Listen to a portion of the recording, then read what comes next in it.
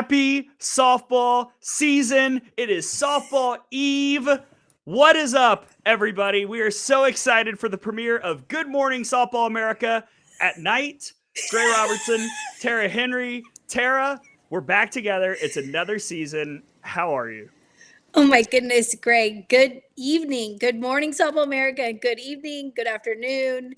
This is, gosh, what an incredible day it's been. I'm just so excited.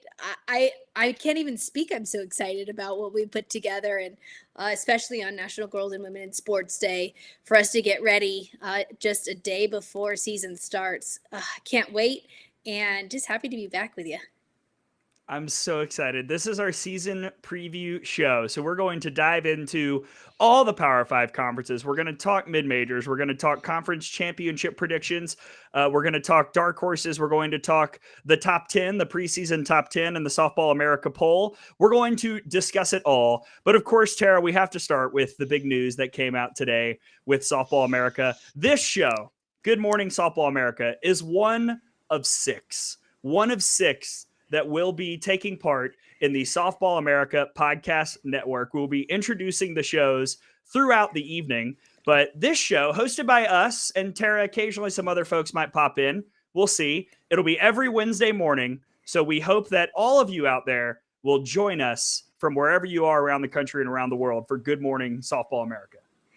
I have goosebumps just with you speaking about this incredible network that we've been able to put together. This has been going on for quite some time, putting this incredible group. I can't wait to bring some of them on. Spoiler alert, we're going to bring some of the podcasters on with us this evening, but just a group that I respect. We've got former players, we've got seasoned podcasters, All-Americans, and even a current player. So we're truly running coast to coast with the new Softball America Podcast Network, and we hope you all will enjoy it. You'll like and subscribe, especially those on YouTube.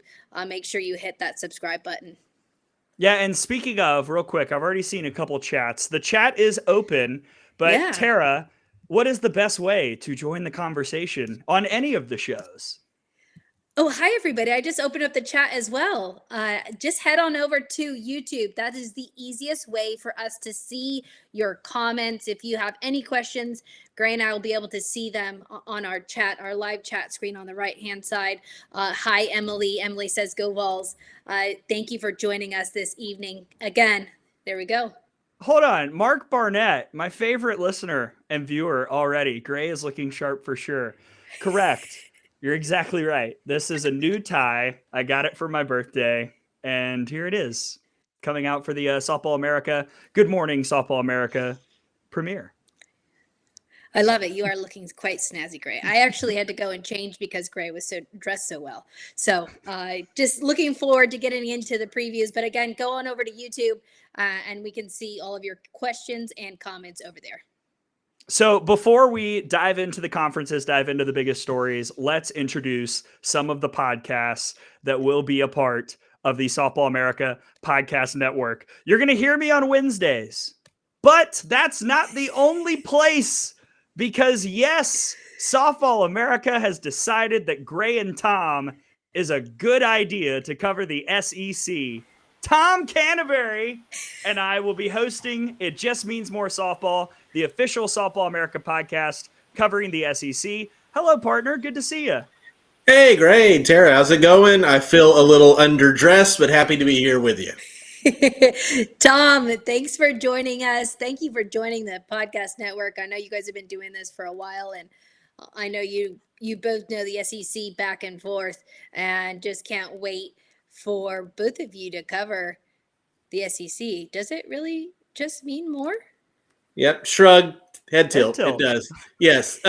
It's amazing to be have this opportunity, and for this year in particular, because it's a very interesting year for the SEC. You probably have two teams that are your definitive favorites, but you can make an argument for 8 or 9 different teams to actually win the league. So for there to be as much or that there are those two teams that everyone is predicting, it's pretty dang wide open. And of course, this is the last year before things really get shaken up.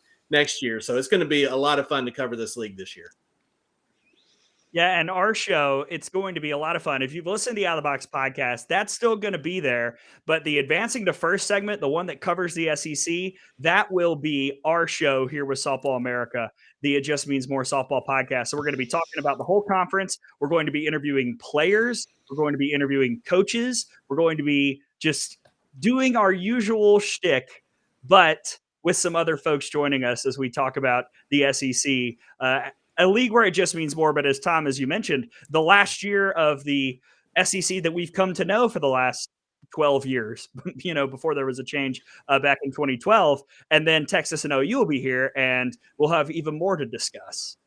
We will. It's going to, there will be a lot of fun discussions. There'll be some vitriol, I'm sure. But a lot of fun discussing the newbies when they come in. But this year it is so wide open, but at the same time, there's going to be a lot of the usual suspects too. So it's going to be a lot of fun. I can't wait. I can't wait to hear both of you. And Tom, thank you so much for being a part of this team. I know together we're stronger, and you're part of it, and I appreciate you, and can't wait to see what happens every Monday-ish, probably every Monday. Ish. Yeah, we do have some Monday night softball obligations. We didn't decide the schedule, okay? So Alabama's playing schedule was determined, and we have to operate around that. Well, we'll do the best we can to keep it a steady schedule as the year goes. But yeah, we are kind of beholden to what Alabama's softball schedule is. We don't want to get in trouble from hotels anymore for talking too loud during podcasting. Things of that nature. So we'll try to get into our soundproof holes that we're allowed to broadcast from. Yeah, maybe one day we'll tell the story of security in Gainesville, but that's another night.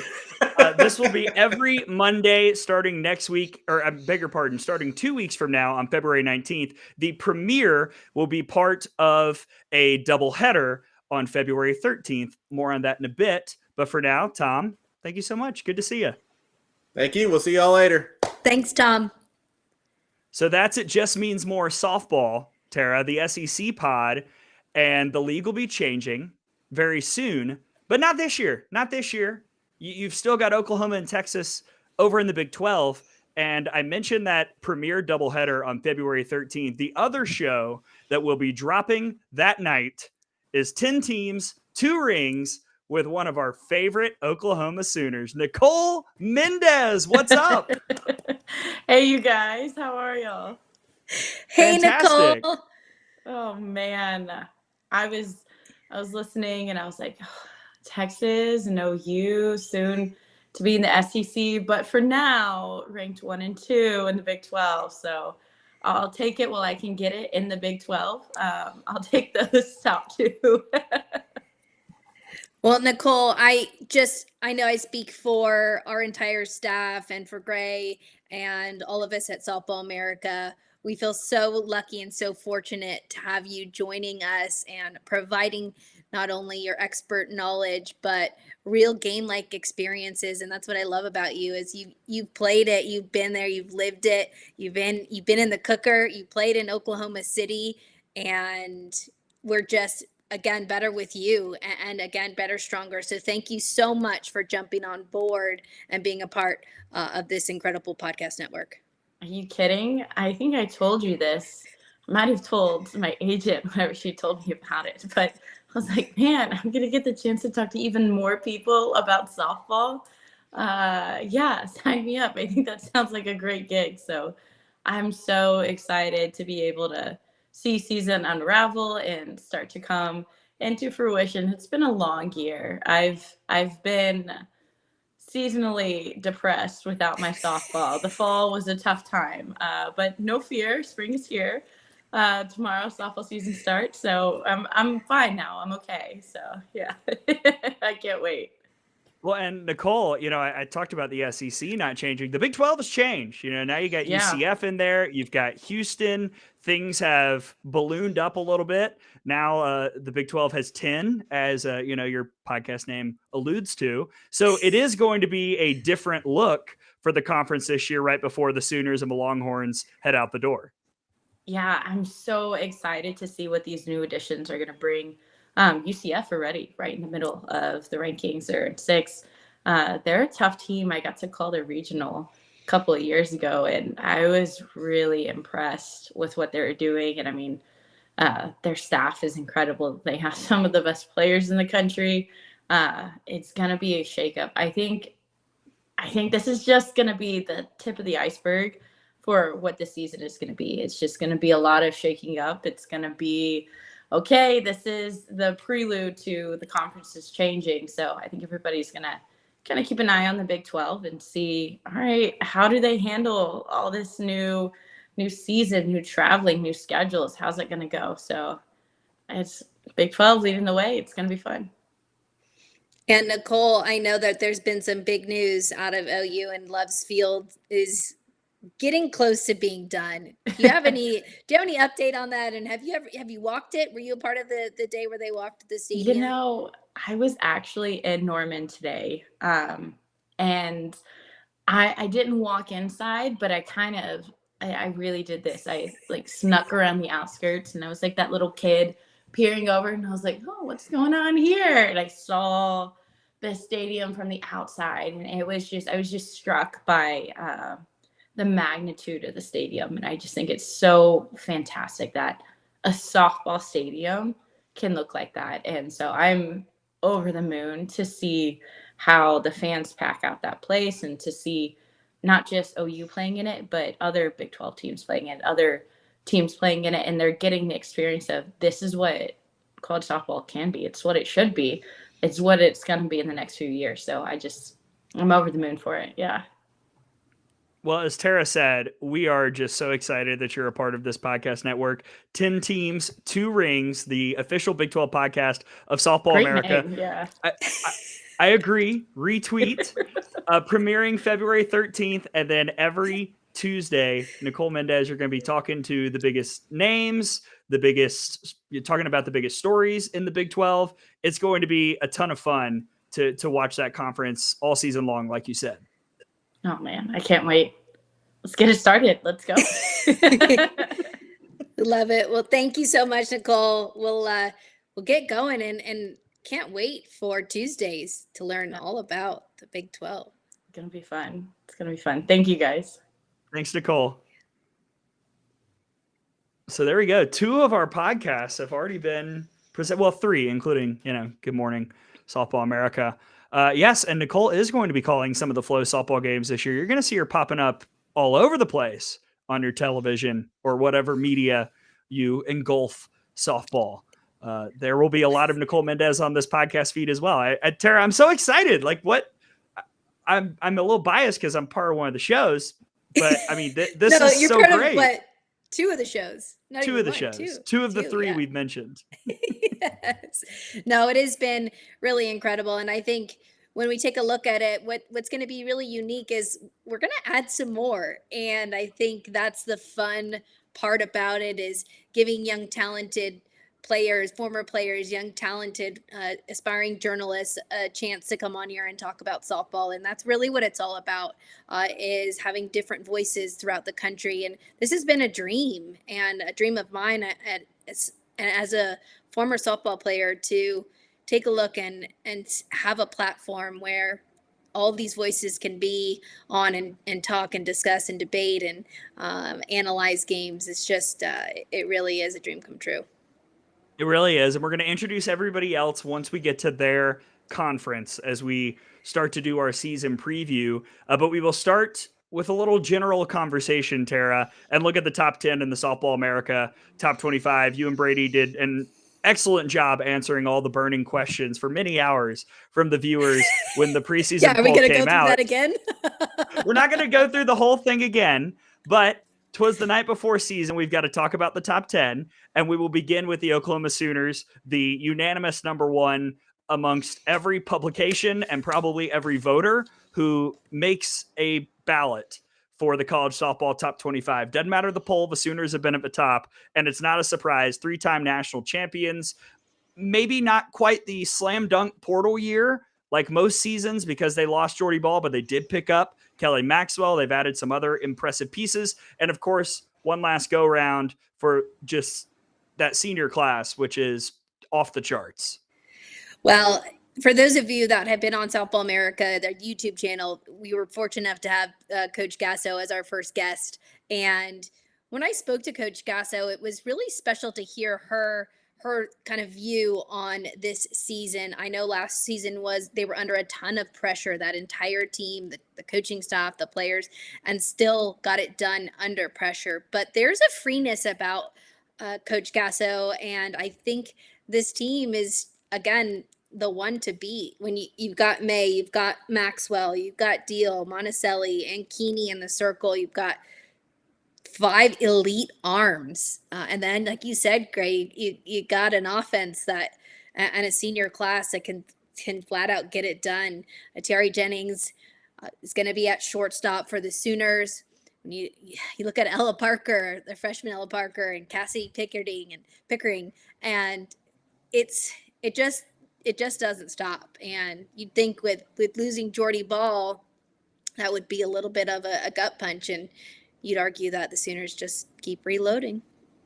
Yeah, I mean, Ella Parker, Tony Mascarenas texted her name like 25 times today when we were discussing softball starting tomorrow. Just today, a very talented freshman that we're going to be keeping our eye on, if only because Tony will send us every clip and highlight all year. The Sooners are the team to beat. At this point, you've got to take them down. And until you do, people are just going to continue picking Oklahoma to win the national championship. And I don't think it would be a bad prediction. But Patty Gasso has a team in the conference that might be up to the challenge. And we'll talk about them just a little bit later. Number 2 in the preseason top 10 is Tennessee.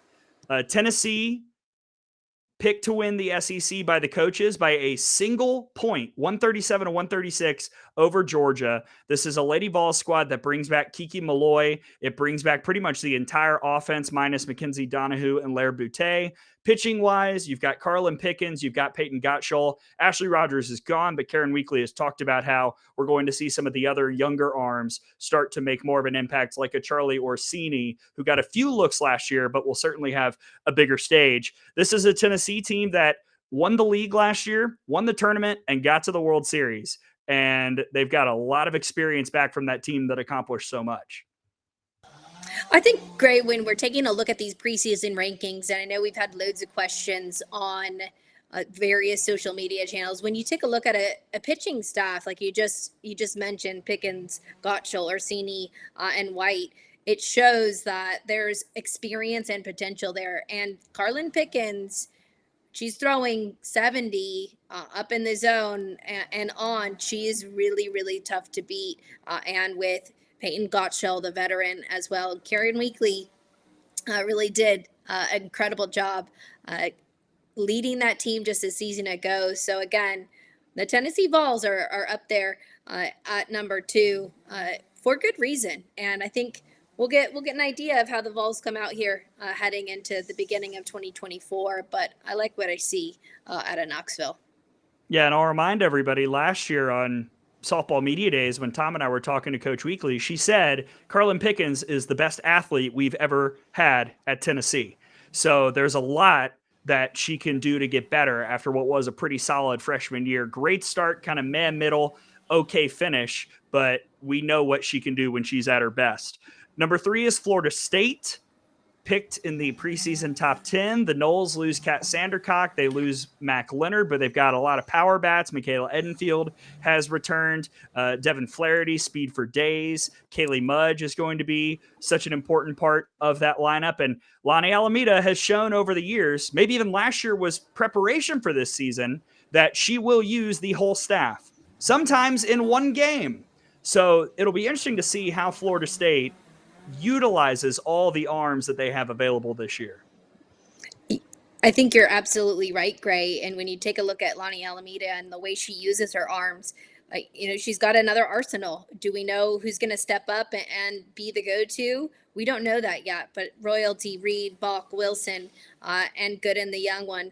I think we're going to see another pitch by committee from Florida State and really dive into the data and analytics. But you said it in the beginning. I think Florida State is just really strong on offense. And I have always said this. I'm pretty vocal about it on Twitter. I really love the way they run the bases. They're so aggressive. They turn singles into doubles, doubles into triples, and are smart base runners. So for the Florida State Seminoles, it's going to be how they get it done at the plate with Michaela Edenfield. Kaylee Harding was our preseason All-American, and Janai Kerr as well. So a ton of bats for the Seminoles. Yeah, and don't forget about Jasoni Beecham. I talked about her in the preseason roundtable, an incoming freshman who's probably going to get a look at third base. She is redonkulous. I saw her in 25 summer league game, or not even that, maybe 8 summer league games. She had 25 at bats and drove in 21 runs. Her OPS was 2 point something, which it doesn't even matter what the rest of the digits are. That's insane. So I actually saw a lot of comparison between Beecham and Michaela Edenfield, who I saw in the summer league a couple summers ago, and that's kind of panned out. She's a phenomenal power threat. So I think those two could be just a horrifying back-to-back for some opposing pitcher against Florida State. I agree with you, Gray. And did you just say redonkulous? I did. Yeah, it's the premiere. I'm in a suit and tie. I'm gonna say redonkulous. Why not? Yes, but again, that's why the Noles are up there. I think we had a lot of question marks on why the Noles were ranked there. But again, when you've got Lonnie Alameda, you got history, you've got a team that has loads of arms that we're going to take a look at here in this first week. And I'm excited to see how they do. I think they open up against Charlotte. We're going to talk about that in a little bit. Correct. Number 4 is Stanford, who brings back Nyjah Kennedy. I mean, what a story from her freshman campaign. Really burst onto the scene, was somebody that not a lot of people were talking about, but had that 0 ERA for such a good portion of the season. And then she missed some time due to injury, and then she was fully ready to go for the NCAA tournament, and she really made a statement. You know, she was so close to beating Oklahoma twice. That's how good she was. Didn't get it done either time because the Sooners were the Sooners. But Nyjah Kennedy is probably the top returning pitcher in my eyes of anybody around the country. And it might not be particularly close. I know Kegel Player of the Year, I'd almost put her in a different category, but pure pitchers, it's Kennedy, and then there's a pretty decent sized gap. I couldn't agree more. Sorry, I was on mute, everybody. and I will add a little qualifier as well. I mean, at the school that they're currently at and were at last year. Yes, Maxwell and Ball, very good. They're at new schools. Yeah. I'm talking about somebody who is returning to her team. Yes, exactly. And it was interesting because I remember in the beginning of the year last year when we started the season, just this time last year, I'd spoken to a few coaches and they said, "Hey, have you seen the Stanford pitcher throw yet?" I said, "No, I haven't seen her." And these were some, pretty reputable coaches like, "Oh, Tara, just wait until you see her." And I'll never forget seeing her throw for the first time thinking, wow, they weren't kidding. And she really delivered. She didn't throw as many innings, I don't think, as we thought, but some could say that there maybe was an injury. I don't know if that's confirmed or not, but I also would say Jessica Allister really knows how to manage a pitching staff. And I think that was part of it. She didn't see as many innings, and maybe that was by design. So when you take a look at the Stanford Cardinal, the question mark's always been the offense, but I think getting the first transfer, I believe, ever into the Stanford Cardinal softball program in Taryn Kern, and she's going to help out there providing some an explosive bat for the Cardinal. Yeah, they've got a lot of returners. A couple people have left for graduation, but Taryn Kern is obviously going to be the focal point of that offense. I think the other question is, who's pitching behind Kennedy? Reagan Krause has had good moments. There were times last year where she was a little bit shaky, but somebody like Kylie Chung, who I saw pitch in the summer league, big reason why she was doing a lot of that was to get more pitching experience in preparation for maybe being needed more this year. So we'll see what the Cardinal look like in the circle beyond Kennedy, because she'll get more innings. She can't pitch every game. No, she's not going to pitch every game, Gray, but you can better believe when she is in the circle, they're going to have a shot against anybody, including the Sooners. So I think keeping an eye on the Cardinal and how that Pac-12 in its final season shakes out is going to be a fun one to watch. All right, the last team in the top 5, and then we'll look at the rest of the top 10. Clemson, number 5. Speaking of teams that gave Oklahoma a scare, my goodness, game 2 of that super regional. All of you have seen the highlight at this point, but Valerie Cagle, your player of the year, coming back, her final season of eligibility. John Rittman has a pretty solid staff behind with Millie Thompson and Reagan Spencer, and you've got a couple nice bats. Obviously, Cagle leads the way there too. It feels like maybe this is finally the year that the luck breaks the way of Clemson. There were metric reasons why in 2021 they had to come to Tuscaloosa for regionals. There were metric reasons why they had to be the 16 seed and go to Norman for supers last year. They didn't challenge themselves in the non-conference. And in 21, they got a little unlucky with a softer ACC schedule too. This year, Clemson has really buffed things up, and it seems like they're ready to really make a push to be a top 8 seed and get to the World Series for the first time. You know, Gray, I think this might be the year for the Tigers. I think I could see Clemson finally making it to Oklahoma City for all those reasons that you spoke about. But if you go and take a look at your schedule, you're right. We talked about this at length a season ago on the lack of strength of schedule. And when you go and take a look at who Clemson and John Rittman has scheduled, it's going to be a tough slate. They've got Liberty, Oregon, Missouri, Wichita State, Utah, Auburn, Mississippi State, a tough Charlotte squad, Ole Miss, Miami, Ohio, who can definitely hit the long ball, and Georgia for a midweek. So that's all before the ACC starts, and I think we're looking at a team that is, like you said, going for a top 8 seed. Yeah, I feel like John Rittman recognized I've got the roster. This is the year, and he's scheduled as such. You know, whenever you put that schedule together, usually that would have been about a year ago, but you can read the cards, read the tea leaves, and see what your team's probably going to be like.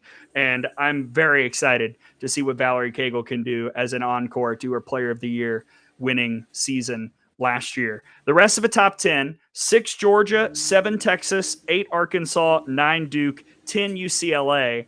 We can talk about multiple teams, Tara. I want to mention Texas. This is a team that in my mock preseason top 25, I had number 2. I think that this is a Texas team that can contend for a national championship. They've got a lot of youth who are sophomores who gained a lot of experience last year. They've got a deep pitching staff. They're bringing in Tegan Cavan, who's a very highly regarded freshman hurler.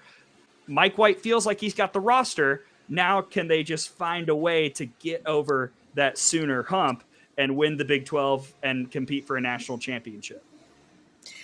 I like that you went straight to Texas, Gray. And I think your comment about Texas potentially being the number 2 team in the country, there's an argument there. And I've spoken to a couple coaches across the country, and they agree with you, Gray. And I think when you take a look at that pitching staff and then add the rookie arm with a ton of experience and a young squad, Vivi Martinez, I heard she's going to have a year. She's been looking good at practice. You got a Mia Scott. You got a Reese Atwood, who I'm going to say it every time, got to watch the walk-offs. I think it was 3 in a row at one point a season ago. I'm never going to forget that, Reese Atwood. But yes, this Texas team, they can challenge Oklahoma, and it's just going to be if they can bring those pieces together and shore up a little bit on that defensive end and really give that offense a chance to go out there and get some runs. Is there anybody else in the rest of a top 10 besides Texas that you want to specifically pinpoint? Georgia. I was able to go out, and it was in Athens, and watched their scrimmage this fall. And again, Tony Baldwin, they're going to be swinging the bat over there. And you got Mosley, you got Chambly, Dallas Goodnight. She's there as well with some speed, but a Jada Kearney and Sarah Gordon. So I was pulling the names out of my behind the dish for Georgia. And then Lily Backus. She's joining the pitching staff from the left side. And I think Georgia is going to give Texas and the rest of the SEC a run for their money. I got my money on the dogs there, and I think they're going to be tough. Gray, what are your thoughts? Well, I've referenced Softball Media Days a couple times. We talked to Tony Baldwin, and he had maybe the most impactful quote of any coach. He said, I think top to bottom, this is the best team we've ever had at Georgia. He said that, top to bottom. There have been some He doesn't say that. No, there have been some good Georgia teams, and Tony Baldwin does not speak in hyperbole very often. So I took that extremely seriously, as you will hear when we pick our SEC champions a little bit later. I think that Georgia is ready. I talked about this the other day. I think that surprise World Series trip in 2021 laid the foundation for this season. This is the year where it all comes together. To what extent, I have no idea, but I'm very, very intrigued to find out. So that's the rest of the top 10. Go ahead. I just think can Kerpix and Walters get it done, right? So, Yeah. And we talked about Backus, and I think that's going to be the key piece there. We know they're going to hit the ball out of the yard. We know they can swing the bat there, but how that pitching staff comes together and shuts down opposing offenses is going to be the key for the Georgia Bulldogs. Absolutely. And we'll be talking about the Georgia Bulldogs a lot on It Just Means More Softball. We'll be talking about the Texas Longhorns on 10 Teams, 2 Rings with Nicole Mendez. And now, Tara, I think it's time to introduce another show, our Wednesday show. I love it. I can't wait. All right, so we're going to discuss the ACC, and now seems like a great time to let everybody know the podcast for the Atlantic Coast Conference.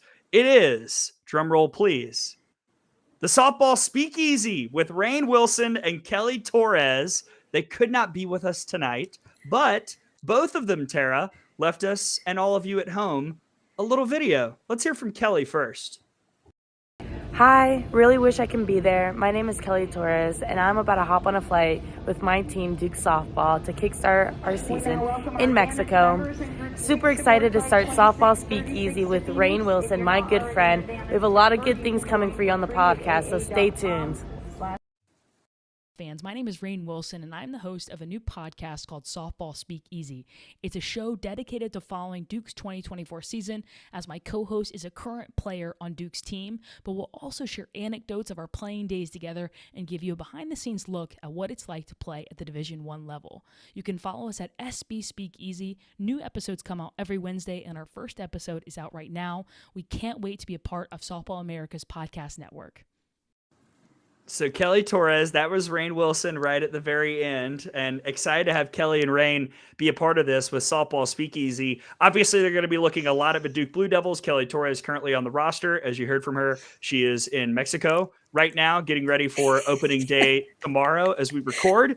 But it's going to be a lot of fun to hear about this league, Tara, that year in and year out just gets more interesting. It used to be Florida State, and then now it's Florida State, Clemson, Duke, Virginia Tech, under the radar teams like Notre Dame, North Carolina. The league just gets more fascinating each and every year.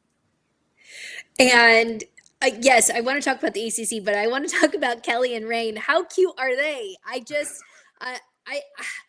I'm sitting here thinking these two are going to be so great, and I think they're just going to be in these seats really soon, because so much talent, so much passion for the game, and just I can't wait for those two to provide insight. And what I think is really unique is having a current player sitting there day in and day out, and they're going to talk about the real stuff and the real conversations that happen on and off the field, and what it's really like to be an athlete and go through this process. So I'm really excited for those two to jump in and really get going, because I think it's going to be really, really special.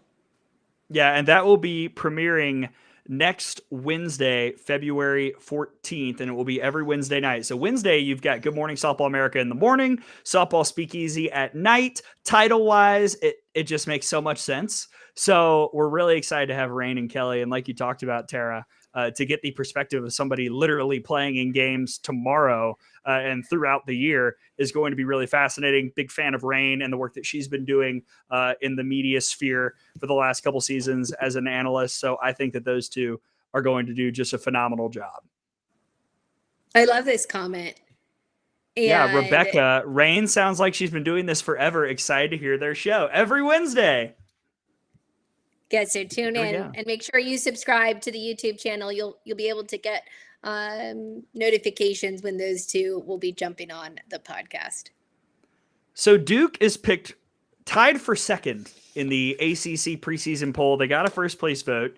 Duke and Clemson tied for second. It feels like a lot of teams are focusing most of the conversation around Florida State, picked to win the league by the coaches, Clemson and Duke. Can't forget about Virginia Tech. I'm sure we'll mention the Hokies in just a bit, but that trio at the top seem to be the ones that are getting the most buzz for winning the league and maybe getting to Oklahoma City.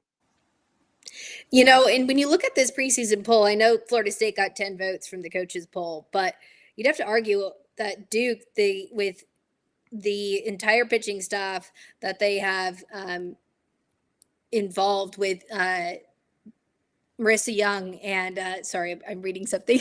Marissa Young, when I spoke to her on the podcast, she talked about her pitching staff and they've got loads of different looks and loads of different arms. Cassidy Curd, just a season ago in her rookie season, we saw the left-hander really shut down opposing offenses and Jayla Wright, of course. But what I like about this Duke Blue Devil team, they had a tough super against Stanford and really gritty performance. I know it didn't come out into what they were wanting, but I do think Duke is going to be giving both Clemson and Florida State and Virginia Tech a run for their money. Yeah, and we're going to find out a lot pretty quickly. They open the season on opening day facing Oklahoma, so we're going to be learning quite a good bit about the Blue Devils from the jump. And you got people like Jayla Wright, but Cassidy Curd, I think, is the name that sticks out so much. Tara, that was somebody that I saw in Clearwater last year. She came on in relief against Alabama. I was calling that game, and we left saying, "Wow, that freshman is going to be a star." And I think that this year is where she can really step into that role as kind of being one of the names in this conference. I couldn't agree more. And those that are Duke fans, you're going to have a front house seat to know what's going on with the Blue Devils. And I will mention a couple teams a little lower in the standings. North Carolina at 7. You've brought in a new coach. You've brought in a good number of portal people. Autumn Owen transferring in from Marshall, following her head coach to Chapel Hill. I think that North Carolina is a team picked 7th in the preseason poll that maybe didn't get the love that I would have given them if I were voting on the ACC standings. Carolina feels interesting. And Virginia, not a lot of people talk about Virginia. There was like a week last year where they were around the bubble, and then they got swept by Syracuse and things kind of went downhill from there. But they've got some really impressive young arms, including Eden Bigham. And if they can keep building on that little bit of momentum that they had last year about midway through conference play, Virginia's a team, even at 9 in the preseason coaches poll, that I could see sneak in to the NCAA tournament this year. I agree with you, Gray, but I want to go back to UNC. I think you're onto something there. And I've heard that Megan Smith-Lyon is doing good things with that squad in jumping in as her first shot there. And I do think the ACC, I think it's going to be a little bit of a mix-up. And you're right. It's not going to just be Florida State. I think we're seeing a lot of parity throughout that conference. And the ACC is one for us to keep an eye on and see how that shakes out heading to the end of the season. All right, Tara, I'm going to ask you, who is your preseason pick to win the ACC? I'm going with Clemson. I don't know how you go against Valerie Cagle. I know Florida State dominates. It has dominated the conference, but I'm going with Valerie Cagle and Clemson. Sorry, everybody. My audio is not fantastic, so I think I can hear you, Gray. You sound great. Oh, that's so good. The people listening at home are thriving hearing you pick Clemson to win the ACC. I think that there's a shot that Florida State wins the ACC. I think it's down to those two. I think I'm going to pick Florida State to win the conference. Perhaps controversial because I didn't have Florida State in the World Series in our preseason roundtable, whatever. They're different things. The committee doesn't care about conference standings when they seed these teams, but I think that Florida State, just when in doubt, always go with the team that's done it before. I feel like go with what you know. And what I know is that Lonnie Alameda has a way of getting her team ready that very few coaches possess. And I think that this pitching staff, this pitch by committee with McKenna Reed and Allison Royalty and all the names that we've talked about, that's going to make it really tough for teams to scout Florida State because they don't know who they're going to get. When you were playing the Noles, odds are, all right, we're getting Kat Sandercock twice at some point, probably. Not quite. But Gray, even if you get it, even if you know you're going to get Kat Sandercock, it's really still hard to even get bat on ball with Kat I Sandercock. agree. So even if I you know couldn't you're agree going to more. get her, that is elite. But yes, for sure. I get you.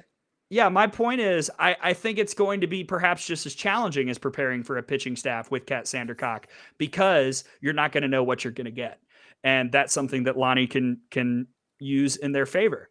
What about a dark horse, Tara? Anybody we should be talking about as maybe someone who's going to rise up and have a big year?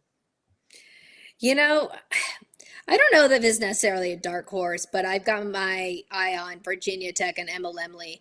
And I've heard some mixed reviews actually about, we talked a lot about the new crow hopping pitching rule that has been passed. And I'm not quite sure it's going to be as advantageous as we thought, Gray, because those umpires and some of the coaches that I spoke to at the NFCA are maybe saying something different. So I would like to get clarification on how they're going to call that. And I think our next order of business is to try and get a lead official on here because I've heard some differing views. I don't know if you've heard differing views, Gray, but I'm still not convinced that that new pitching crow hop rule is what we are looking for.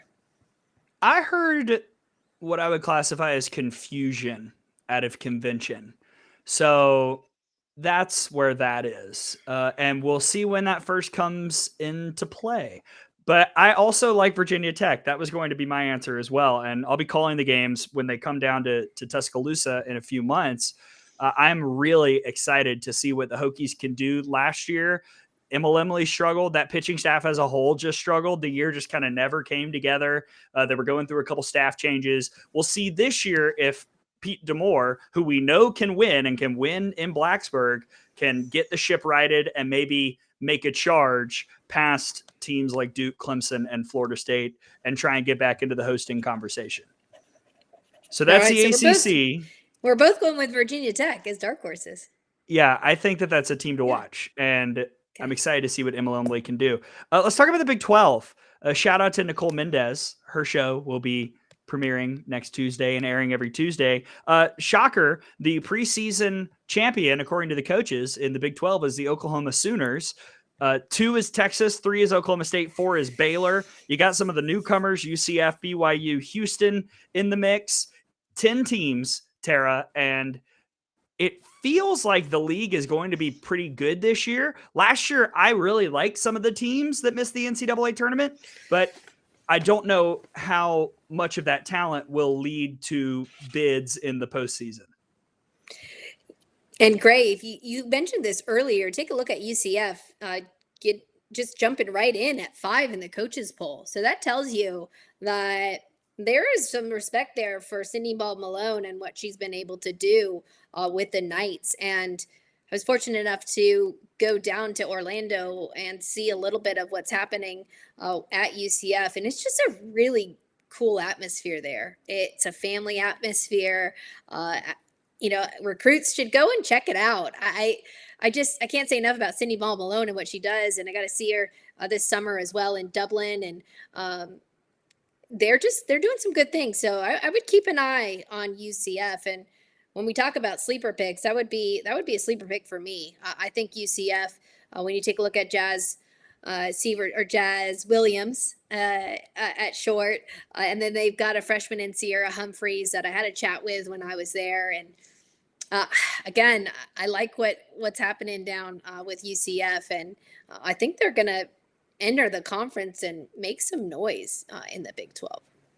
Yeah, Sarah Willis with the UFO change-up trademark. I really like that UCF team, and I think that they could make a legitimate push for top 4 in this conference. Baylor is another team that brings back a lot of folks.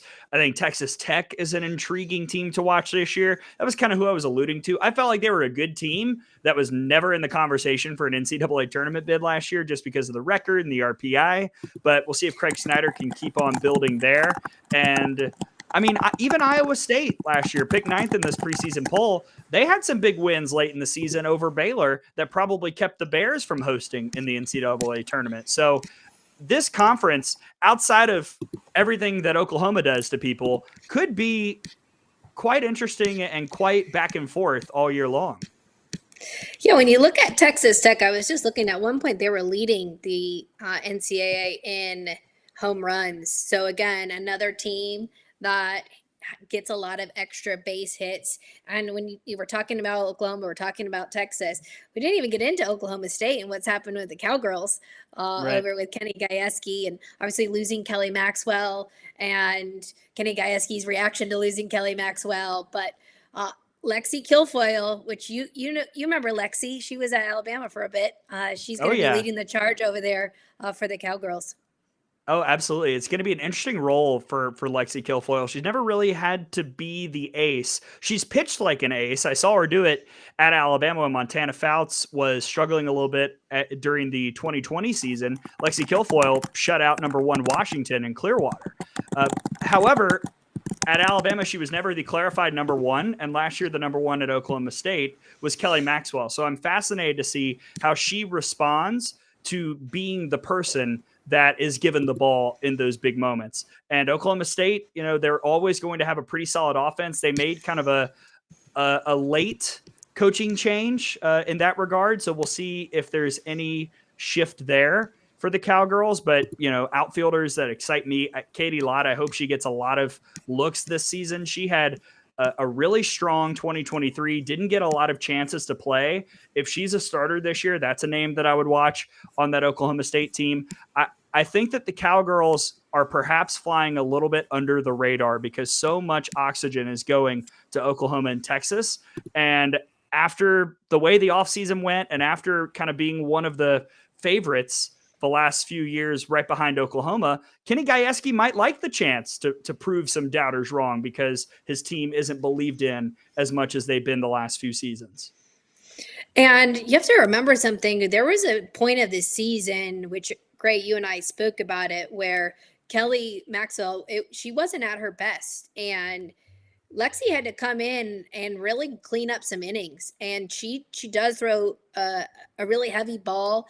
And she's got Kyra Aycock as well to help her out there. It's got a freshman coming in and Katie Coots. But I think I've said this once, I'll say it again. Kenny Gajewski knows how to get his teams ready. I don't know if it's about this Oklahoma tree, but he seems to be able to do it, and Tim Walton seems to be able to do it. And both of those two have Oklahoma roots. So again, another. I think you're right though. A little bit flying under the radar, and I'm not quite sure why because they're a big program. Who's your pick to win the Big 12, Tara? Is it Oklahoma? Yeah, let's switch some of the fans' predictions. I love this. I think we've got some fan predictions interactions. Brandon, bold prediction. UCF is going to finish 2nd in the Big 12. Hey, Brandon. Good to see you. Thanks for joining us. Our old pal. Hey, yeah. I'll go ahead and use that as a jumping off point. We're both going to pick Oklahoma to win the Big 12. I'm now fully in the pick Oklahoma and then apologize if you're wrong camp like forever. But dark horse, is UCF your pick for the Big 12? Yeah, dark horse. But I also think, I don't know, I think Texas is going to finish 2nd. But okay. I think long shot, we're going with UCF. What about a Baylor squad with Binford and Orm coming back healthy, presumably, and pretty much the whole lineup returning? Remember, this is the only team that beat Oklahoma last year. Absolutely great. And when they were out at the Judy Garmin last year, I saw that team and they play for one another. And there's this really great chemistry between those players, that coaching staff. Glenn Moore does a nice job. And Baylor is high on our list. I mean, we ranked them in the top 25. And again, with healthy arms in Binford and Orm, that they're at the another 11 spot in our Softball America poll. So we're pretty high on the Baylor Bears, another team that could potentially go for it. I love all these comments. Wait, let's see what else we got here, Gray. I love that everybody's joining in. So Rebecca has given her top 4 for the Big 12: Oklahoma, Texas, UCF, Oklahoma State. A lot of people are shouting out Kansas right now. This is, that's a Kansas team that also kind of was like fringe bubbly perhaps last year if they'd had a couple of results turned their way. That's a Jayhawks team that, hey, you never know. When the league increases, you've got more chances to beat teams that might be closer to your overall level. When it was just 7 teams, half the time you're playing somebody in the top 10. Now you've got more chances to pick up marquee conference wins, and the Jayhawks could be a beneficiary of that. Absolutely. There's some really good comments on here, guys. So if anybody isn't on YouTube, you should head on over to YouTube because they're having a fun discussion over there, talking about tacos as well. But I laughed at that one. I don't know what that means, but I laughed. I don't either. Kaylin is OU, Texas, Baylor, UCF can all be Women's College World Series teams. Wow. It's a bold prediction. I don't think that's out of the realm of possibility. I mean, these are so fun. If you keep putting your comments in here and asking questions, because we'll get you on here when we can. But yeah, I think it's going to be a fun season in the Big 12. Just talking about it now, I'm really excited. I mean, I was excited before, but now I'm really excited. Well, and could it also be a fun year in the Big 10? Speaking of Jordy Ball, who many of you just brought up in comments, she is no longer in the Big 12. She is now in the Big 10 with the Nebraska Cornhuskers. And Tara, we've got a Big 10 podcast too. How exciting. We do? Yeah. Should I introduce it? One? Yeah, I think so. It's called Sydney's Spin. It will be every Thursday. Sydney Supley, Northwestern Wildcat, will be hosting this podcast, and she couldn't join us tonight, but she left us a little message. Hello, everyone. Sydney Supley here. I apologize that I'm not there with you. I am currently doing some work with ACC, but I am so thrilled to be with Softball America all season long and specifically to bring you Big 10 podcasts every Thursday. Make sure you tune in. I'm going to break down all the Big 10 teams, what teams are hot, what teams are working on, and not only that, I'm going to bring you human interest stories that you have never heard of from Big 10 players themselves, and I am so thrilled to be on this journey together, and let's make this the best softball season yet. Thanks, guys. So Sydney's Spin every Thursday, time TBD, all the times. We'll announce those very soon, but it will premiere next week, February 15th, and then every Thursday night, the Big 10 podcast for Softball America. I'm so excited for Sydney. Again, she was one of the first that we announced jumping on board at Softball America, and already just so professional and so detailed, and she's got a good preview for y'all tomorrow morning. I can't wait for it to come out. She did such a great job on this edit, and we'll be previewing opening day for you guys. And again, what a great teammate and somebody that's going to make us better, make us stronger, and provide coverage all throughout the country. In the past few years, it's been Sydney's Northwestern Wildcats that we've been talking about for the Big 10 standings. It's been like, all right, Northwestern, and what next? Well, this year it's Nebraska. Now, we don't have a coaches poll, so in the vein of Taylor Swift, I'm using the preseason rankings parentheses Brady's version from Softball America, our dear friend Brady Vernon, and Nebraska #1 in that poll. And Tara, it's not a shocker. A solid team, obviously, a lot of talent, but then you add somebody the caliber of Jordy Ball, that raises everybody's level immediately.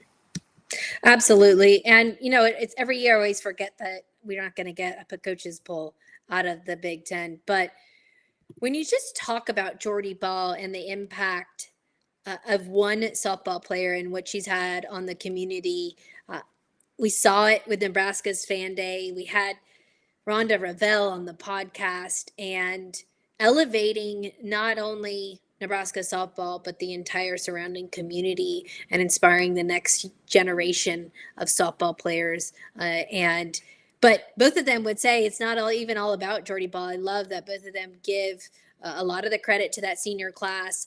And really, it's not about Jordy, and it's team first. So can one player make that big of an impact? And when that one player is Jordy Ball, I think she can. Yeah, it'll be interesting to see how the offense responds, and to be quite honest, how Jordy Ball responds to having a not Oklahoma offense. Whenever you were with Oklahoma, if you gave up a couple runs, you could think in the back of your mind, well, you know what? The offense has got me, because they probably did. But we saw a couple fall ball games, again, it's fall ball, where Nebraska lost 1-0. And I think that might be a little bit of an adjustment for Jordy as well. But the talent is tremendous. And I think that, with the Andrews and the rest of this lineup, this Nebraska lineup that made some noise a couple years ago, winning the Big Ten regular season, had a chance in a couple shootout games in the Stillwater Regional last year to get, I think, a little bit further than they did. If all the pieces come together, this could be an OKC bound Rhonda Revelle squad. Absolutely. And I want to give a shout out to Abby Squire. She is not going to be playing this year, but she is a captain on the squad for the Nebraska Cornhuskers. So I want to give her a shout out. But it could happen. We could see Nebraska in the Women's College World Series. We saw Stanford make it on the coattails of Nigeri Kennedy. And when you take a look at Nebraska, they've got all the pieces of the puzzle. And I think just adding a dominant arm is going to be the last piece to that puzzle, Gray. So I don't know. I think we could be having this same conversation down the road, maybe in Oklahoma City with the Cornhuskers back in OKC. Yeah, and elsewhere in the Big Ten, I referenced Northwestern earlier, lost a gigantic senior class that included Danielle Williams. So now it's about who can step up. They add Ashley Miller out of the portal, a nice young pitcher who didn't get some of the help that she needed at Michigan State in a variety of ways, but she, I think, is an interesting arm for that squad. They've got to find offense. They lost a lot of pop to that senior class as well, but I don't know. I mean, it feels almost wrong to count out Northwestern, and I felt almost bad having them as low as I did on my preseason poll. I agree with you, and anybody that's watched the Cardiac Cats knows that that's a tough team to leave out of any conversation. But I don't remember the last time that I watched Northwestern without Danielle Williams in the circle, right? And that incredible senior class with Jordan Rudd and Maeve Nelson and Skylar Shellmeyer. But you've got Lauren Boyd coming back, and she had 100+ innings. And you take a look at her leading the squad there, and you got some young talents in Kelsey Nader and Kansas Robinson. Both of those two have experience. And, I spoke a little bit with Kate, Coach Drohan, a couple months ago, and she's pretty big on some of her freshmen. So keep an eye on Emma Ray at a Northwestern as well. But again, I agree with you, Gray. I don't think you can ever count Northwestern out. So who's your pick to win the Big Ten, Tara Henry? Nebraska. Yeah. Yours? Mine is Nebraska as well. My dark horse, I guess, is Minnesota, I guess. I mean, I don't really know if it's cool to call them the dark horse because Brady has them second in his poll. But, reading a lot about this Gophers squad, I feel like the pieces are there to maybe not necessarily challenge Nebraska super, super tightly in the standings, but they could make some noise as a dangerous 2 seed in the NCAA tournament. And who knows, maybe you get a little help elsewhere in the standings. Maybe the Gophers can sneak up and win the conference. That's kind of how Nebraska did it a couple years ago with the right breaks. So I guess Minnesota. Indiana always also intrigues me, losing Taryn Curran. They've got Brianna Copeland. They've got some nice young offensive pieces, but that was a team that really struggled in the circle last year, struggled to just stop people from scoring. And I'm not sure that that's a good matchup when playing teams like Nebraska in the Big Ten. And just one note on Minnesota. I just remember a couple of days ago, Autumn Pease, the former All-American out of Minnesota, I guess she read this Big Ten preview because she she said, I don't know who would ever call Jess Oakland an underrated player to know. So if Autumn Pease is praising Jess Oakland, I think we've got to keep an eye on that too. I thought that was quite funny. So, but if you want to know more, head on over to Softball America. Brady Vernon's got you covered. There's loads of information there, and just to get you prepped and ready for tomorrow. So that's the Big Ten. Shall we move to the? I wish I had sad music to play. The final year of the Pac-12. Let me get my violin. It's one last ride, Tara Henry, with the Pac, and we've got a podcast for them too. Yeah, we do. That's right. Now we don't have a video because I'm waiting for the video. The host is under the weather, and we hope that she feels better. Yes. But the official Pac-12 podcast for Softball America is called The Final Swing, and it will be hosted by the great Aaliyah Jordan, who just wrapped her lengthy playing career with the UCLA Bruins, the All-American, the national champion. Aaliyah Jordan is hosting The Final Swing, the official Pac-12 podcast for Softball America. I love it. Yes, in her eighth year. Yes, 7 years later, Aaliyah Jordan is finally done with softball, and gosh, she's got a lot of stories, a lot of experience. She played in the Pac-12, and she's gone through it all. And I can't wait for you all to be able to listen to her and her insight and ask her questions, because she's a wealth of knowledge, and she's been there, she's done that, and won a national championship back in 2019. So she's got it all. And excited to get her started and get her started on her podcasting journey. Yeah, absolutely. And Aaliyah is going to be phenomenal. This is going to be every Friday. So this is the Friday pod, premiering February 16th, next Friday. And then every Friday, Aaliyah Jordan will be hosting The Final Swing. Yeah, this is, I'm seeing the comments roll in. People are like, yeah, this stinks. It does. I hate that the Pac is leaving. We really don't have time to dive into the why. We just need to really celebrate the final year of this amazing conference and look at an interesting set of standings. Stanford Wait, I have an interesting stat, because Amanda Scarborough asked me this the other day on how many national championships the Pac has won. Do you know this, Gray? Ooh, total? Oh, let's ask the fans. You all know? Let's see. All right. I know knows, the answer now. Don't Google it. I've got a guess. Yeah, let's see it. What is it? Well, I don't want to.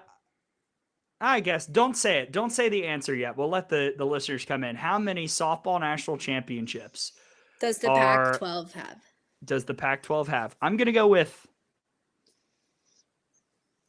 30. No, 28. Close. See if anybody in the comments can. I'm sure that you could Google it by now. Let's see. Close, Kaylin said, I guess 21, 11 plus 8 plus 2. Don't ask me to do math live, Kaylin. Come on, man. Brian, we're not talking about Oklahoma. Come on. 31, good guess. And this is since the start of the NCAA. Mark said 32. How are we coming up with these numbers? Can you give them? How many does UCLA have? You're the Bruin. Oh my gosh, Rennie says 23. Nobody's guessed right. Oh, all right. So we're all in the correct ballpark. Softball pun. All right. Give us the answer, Tara. So UCLA has 13. One was vacated. So that counts as Okay. what, 12, right? 12. And then Arizona has 8. And Arizona State has how many? 2. 2. Yeah. Yeah. Washington. Has 2. 1. Cal has 1. So what is that, everybody? There you go. So it's very close. Mark's very close. 25. 25. Yeah. Okay. See, I asked not to have to do math on the air, and then I was counting. I was like, well, shoot, how many did we just say? 25. 13 25 and 8 is national 21. championships. Plus 2 is 23 and 1 and 1 is 25. Oh man, I'm sweating through the Mark's suit. technically right because one was vacated. There we go. Oh, look at Frank Henry. Hey, Dad. He's jumping on here. We'll Look give at him. We'll give Frank Henry and Mark Barnett partial credit for 26. Yeah, actually, we should do more of that, and we can give shirts away once we get those. These shirts are getting printed, so we'll do some giveaways. I think that was kind of fun. I don't know if you guys liked Okay. it, but I thought it was good. I'm into that. I'm never going to win a shirt, but that's fine because I was. We'll get you one, I was Gray. incorrect on my guess. The question is this the year to make that 26/27? Stanford seems like a potential threat if they can find the offense. And look, people have questions about the UCLA Bruins. I say don't count out the powerhouses. I mean, yes, UCLA lost a lot, but I think anybody out here saying UCLA is going to be a bad team this year, I can't believe that. Well, take a look at that lineup, Gray. I mean, you got Maya Brady, arguably one of the best hitters in the country, not the world. You got Charlize Palacios back and healthy behind the dish. Megan Grant, Jordan Willery, arguably two could be All-Americans at the corners. And the biggest question mark is in the circle. Can Taylor Tinsley step up and step into those big shoes? And can Caitlin Terry, the young lefty, get in there and make a big impact? And I was lucky enough to see KT and Tinsley this fall. And let me tell you, Caitlin Terry, she's rose a firm ball from the left side, upwards almost to 70 from the left side, in and off speed. So again, you can't count the Bruins out. And year in and year out, we've seen the Bruins really succeed. Last year, obviously, disappointing, but you can't count them out in the pack. Yeah, it's an interesting little bit of math. I can't believe how much we've talked about math tonight. UCLA is second in the preseason poll, but didn't get a first place vote. Stanford got 7, Utah, who's in third, got 1, and Washington, who was in fourth, also got 1. So it seems like the coaches in the Pac-12 who were voting on this all feel like, hey, you know what? UCLA is going to be pretty good, but we don't pick them to win the conference. And it'll be, I think, a new look Bruins this year as they, aren't one of the favorites for the first time in a really long time. And I think that has been passed around the clubhouse at UCLA. I think there's a little bit of a chip on their shoulder, a little bit of a bad taste in their mouth from just a season ago. And they're going to use that and take that with them. And that's going to be something that's going to fuel that squad because there is a little doubt there. And I think they've got something to prove. And I know I listened to the press conference yesterday with both Taylor Tinsley and Megan Grant and really focused on mental preparation, going through the same routine and having mental preparation before practice and getting that routine before games. So I think it's scary when, the Bruins feel like they're the underdogs or the under bears. I don't know. One of those. Oh, goodness gracious. Tara. It's getting late. Under bears? What? Okay. Who's your dogs. pick to win the pack? Do you have the under bears winning the Pac-12? No, I think the Stanford Cardinal are going to win the pack. Sorry, guys. I do too. Utah intrigues me. This is a team that brings back a lot from last year, from that team that made the Women's College World Series. They've got some strong arms. Amy Hogue is trying to continue what they built last year, but do it without DJ Gasso, who's now at Arkansas. But Utah is a team that isn't one that people talk about a lot. But last year they snuck up, won the Pac-12 tournament, got to the Women's College World Series. And that's going to be another team that could just sneak up on everybody and make it right back to OKC once again. Yeah, return Mariah Lopez in the circle and get Racy Miranda out of Cal State Fullerton and Julia Jimenez back healthy. But you talk about losing, DJ Gasso to Arkansas, which we didn't really – I don't know that we've gone over Arkansas, but Courtney Martinez, who has taken over for DJ, is another incredible hitting mind. And I think the hitters there at Utah are liking the way that she speaks about hitting and is able to communicate what needs to be done. So I don't think it's a step down by any means. I think that offense is going to be just fine with Courtney Martinez.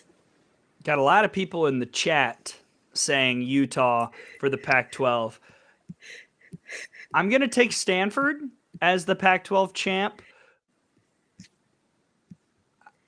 The Pac-12 is, it feels like you can just toss a lot of these teams in the hat. I think Oregon is the sleeper in the pack. I don't know why we don't talk about, I don't think we talk about Oregon enough, but they're going to be my sleeper pick in the pack, the Oregon Ducks.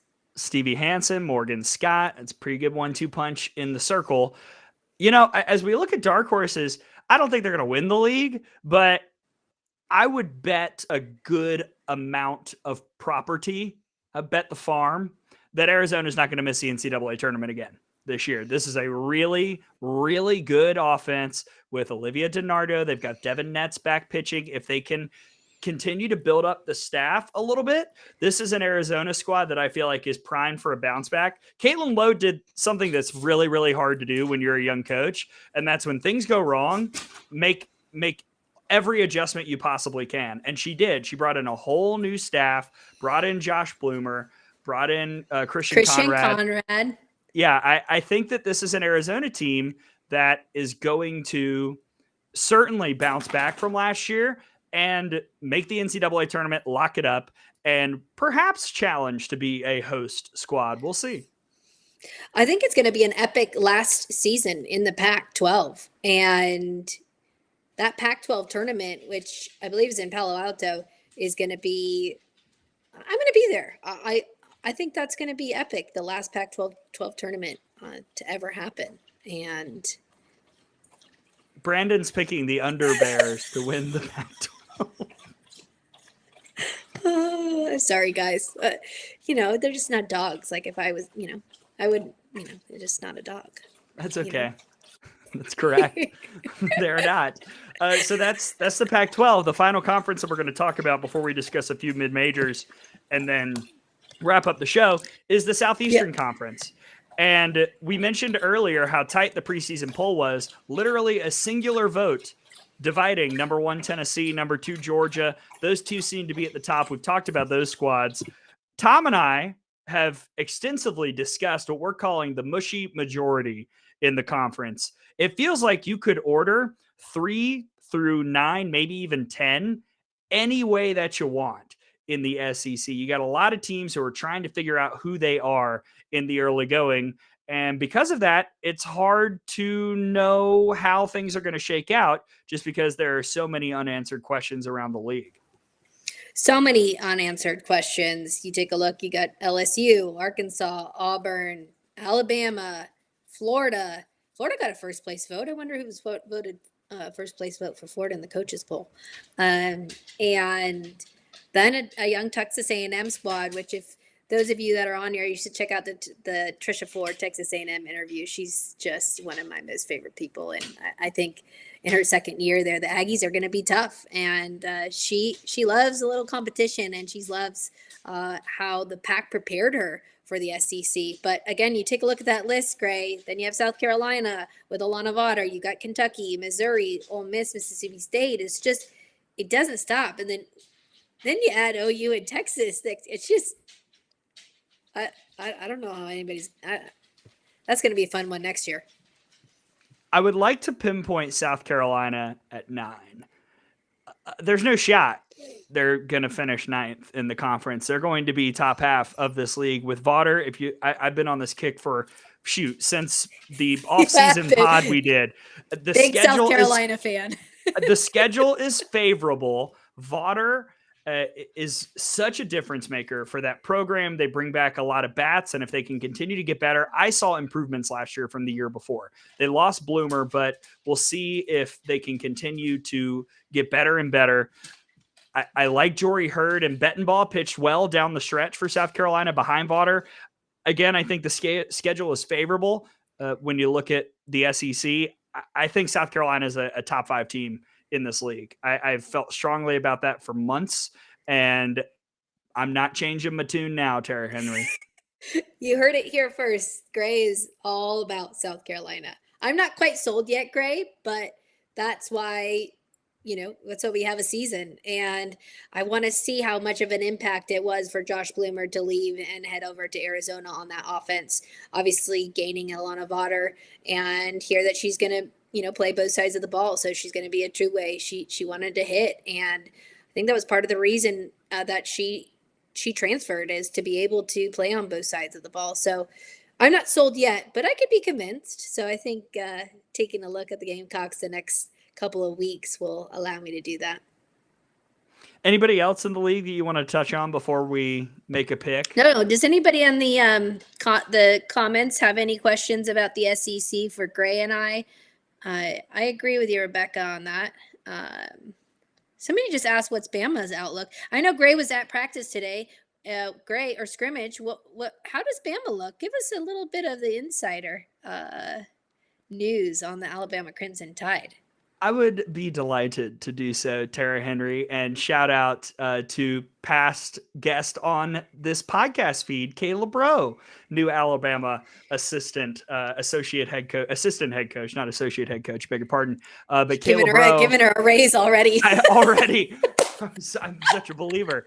I think that Alabama relishes people not believing in them. And 2019 is such a great example of that. That was a team that was picked 8th in the SEC preseason poll, won the conference by 4 games. Now, it helped that you had someone like Montana Fouts, but that was a team that, it motivated them, the fact that nobody cared and nobody thought that they would do well that year. I think that this season, you've got a team that's kind of feeling the same way. The question is, who can step up and kind of be that stud?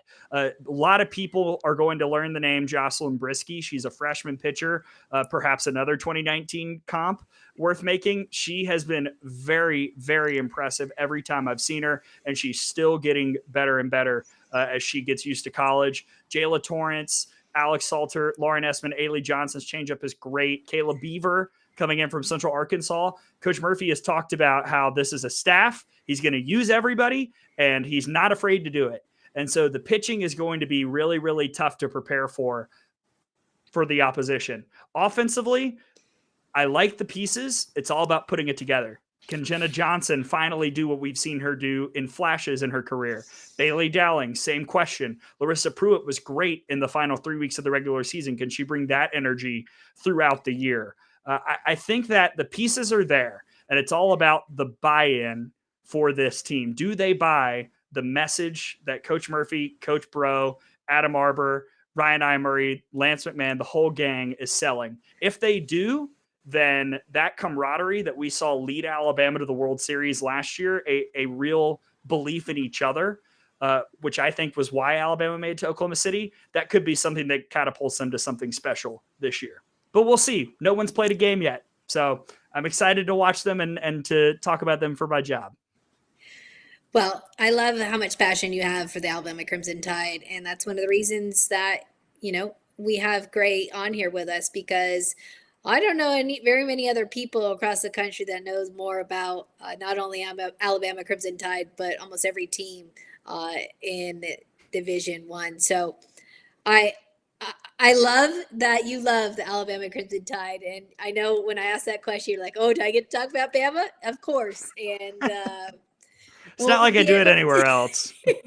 And I just want to thank everybody, because I've been watching the chat, and I want you all to know that hopefully you can come on here and ask us questions and pretend like you're sitting next to us on here, and hope that you can feel like a part of our family here at Softball America. And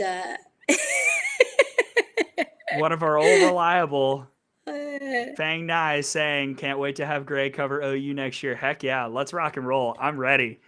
I love the SEC. I love college softball. I've grown up around the SEC. That if you know my life story, then you understand why I love the league so much and why it's such an important part of my life.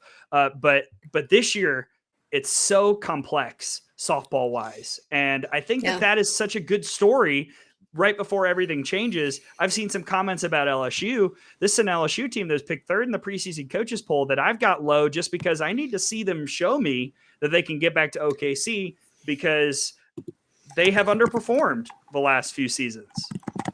Yeah, great. And I'm actually a little bit higher on LSU than you are. And I would argue in season past, I just thought that LSU, again, I agree with you, had underperformed. But I think the addition of Kelly Lynch, not only in the circle, but as a DP is really going to help out LSU. And I spoke to Beth Tarina at length, and the addition of Bryce Neal as the hitting coach, the one that is running that offense, orchestrating that offense, is I think we're going to see it bear fruit there because he is an incredible hitting mind. So I'm high on the LSU Tigers because I think they do have all the pieces. It's just about putting them together. You've got a Danica Coffey and, Taylor Pleasance. A healthy Taylor Pleasance she's Really an incredible important. athlete, right? Incredible athlete, incredible leader. So if she's healthy, I think that's going to make that LSU offense and defense go. I know they lose Georgia Clark, but I feel about LSU how you feel about South Carolina. I'm higher on LSU than South Carolina. So who's your pick to win the SEC? Georgia. Me too.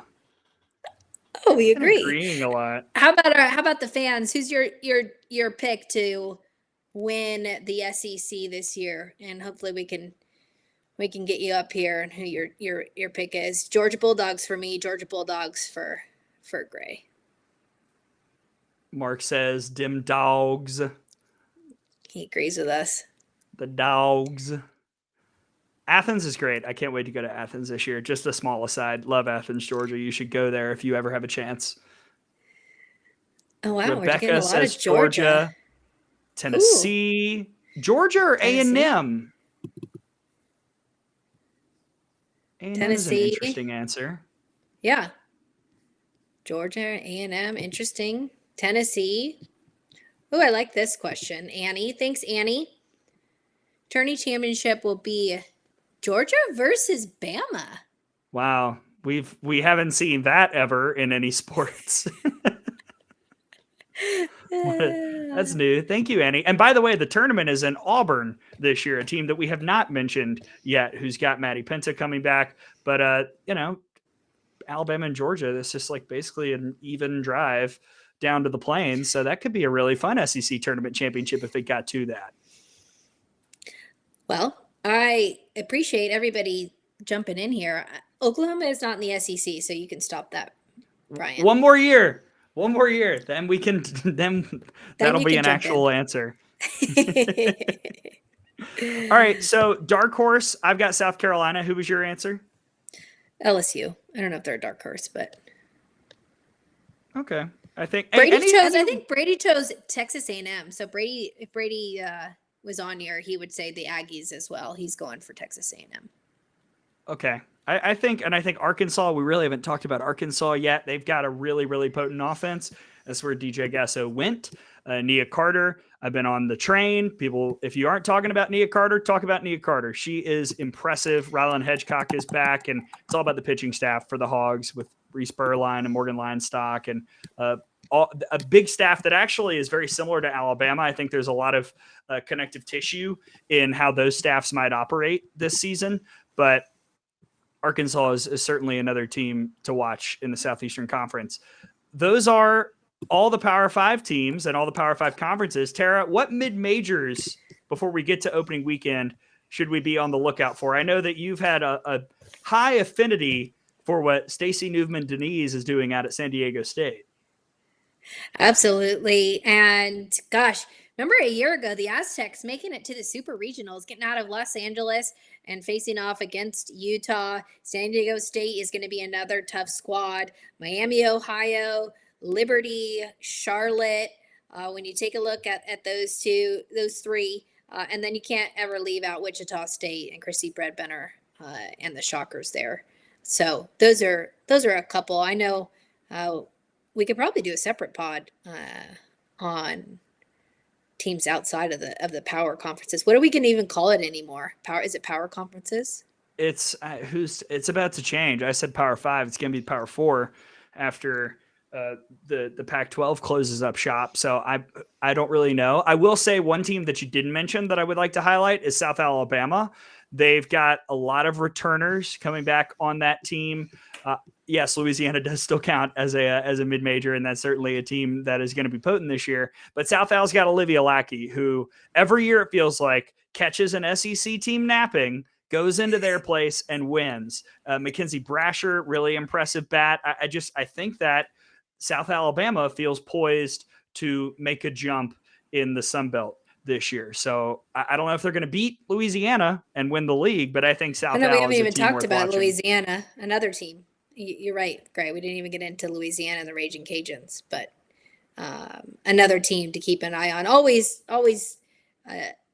a competitive squad. Jerry Glasgow there out of Louisiana, and people will question Louisiana, and then all of a sudden they end up in a regional or a super and winning it. So when you got good coaching, it tends to work out pretty well in these various programs. And I know sometimes we get flack for these preseason polls, but that's a key. Programs that have proven winners and incredible coaches at the helm are going to get an upper hand there. Yeah, and an excellent point made by Kaylin in the comments. Texas State has Jessica Mullins coming back and Sarah Vanderford, and they've got a lot of talent as well. The Sun Belt is going to be a fun league this season, and I think teams like Texas State and South Alabama will give Louisiana a little bit of pressure, which is always what makes softball fun. Yeah, I'm trying to look at these other questions as well. Yeah, Texas State, I agree with you. Caitlin has really been really active on this chat. I appreciate you. Louisiana still counts as a mid-major. Indeed. It does. So yeah, no. And if anybody has any more suggestions, you can always put them in the chat. We love this. We love that you guys can be a part of it. And hopefully we can have a fan on here one of these days. I don't know if you guys would like that, but I think we can do it. Who wants to talk to Gray about Oklahoma? Let's find out. Place your bets and bids now. We got to get going. Nate asks, what game are you most looking forward to tomorrow? Tara, it's time to talk about what's due up and what's happening opening weekend, what we're most excited to watch.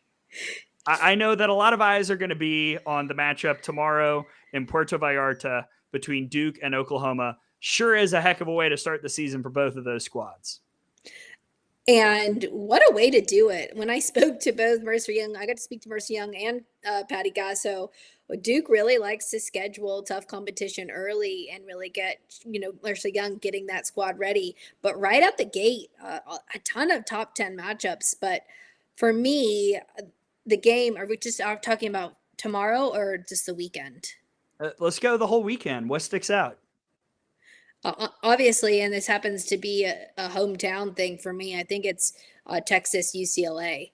And I think that's going to be a big matchup again on ESPN, to have that available for our fans. And hopefully we can gain some new fans. That's the game. And I'm going to be there in person. So I feel pretty lucky that that's a week one matchup.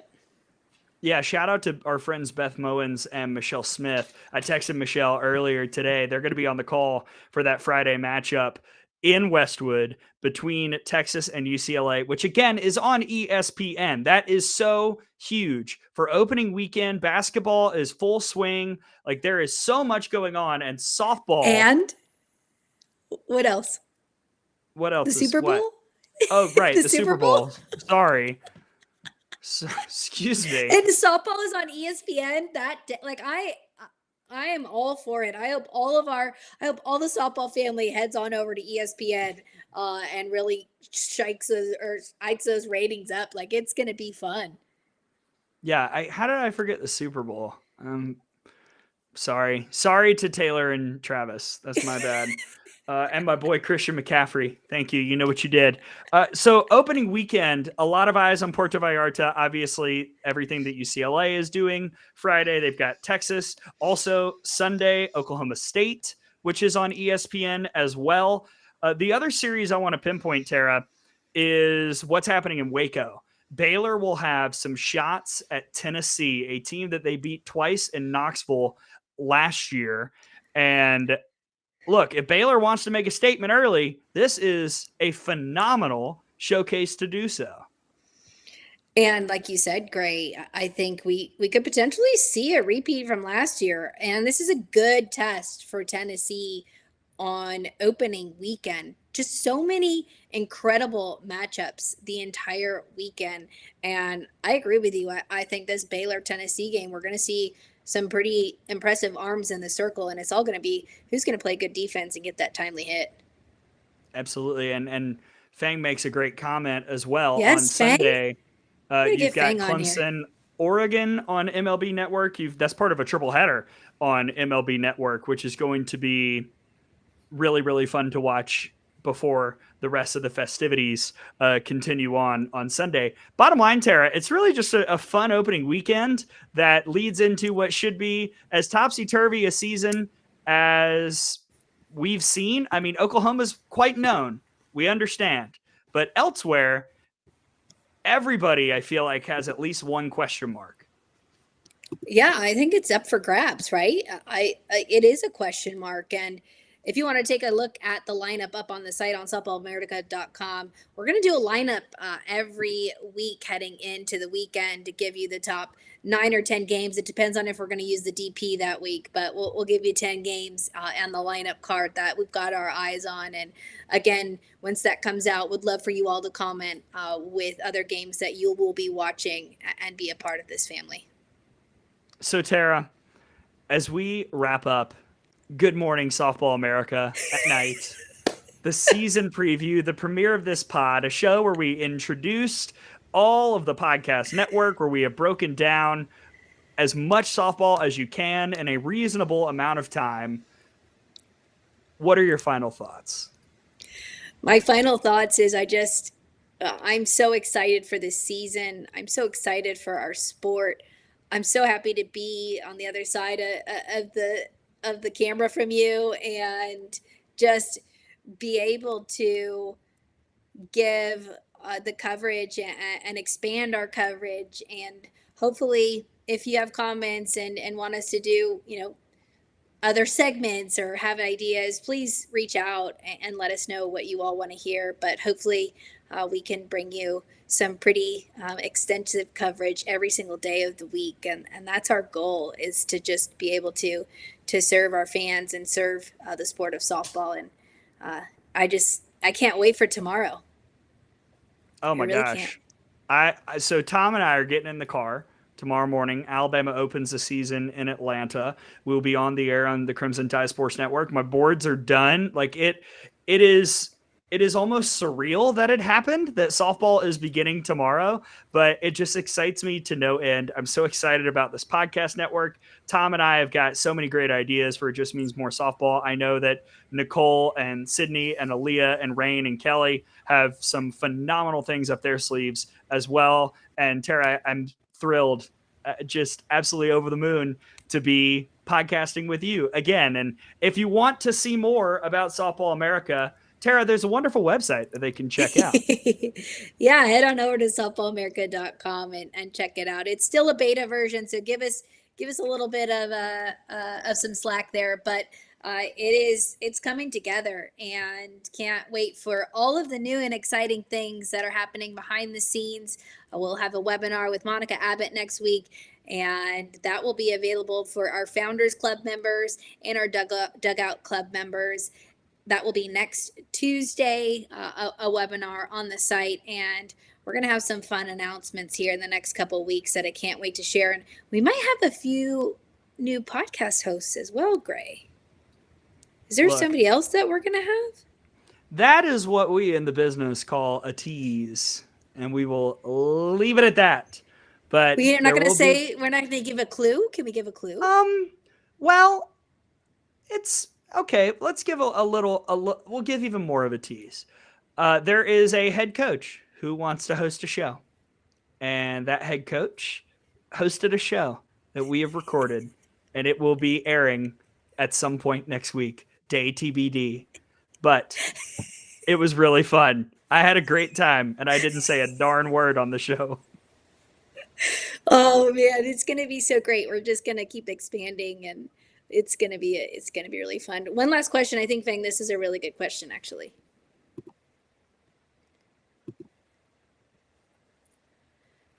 One question: will all the podcasts be under one title like Softball America, or do I need to follow each individually? Greg, can you help as our podcast director answer that question?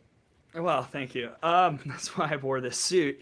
So the plan right now is for them all to be under the Softball America feed on Apple Podcasts, but they will each be different podcasts, if you will. You know, there will be separate podcast art for each show. They'll have separate titles. It'll be quite easy to see which show is which, but they will all be under the Softball America podcast channel.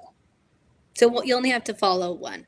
And some of them will be available on some other channels, but we'll all have them all available for you on Softball America. I think we're good. I think that's it. Yes. All right. I'm good. Let's wrap I'm it great. up. Thank you to everybody who's tuned in. It's fun to be back. Softball returns tomorrow. And, you know, we're just so grateful that we got to hang out with all of you tonight. If you tuned in, thank you, thank you, thank you. For my partner, Tara Henry, I'm Gray Robertson. It begins tomorrow. Let's go. We'll see you next time on Good Morning, Softball America.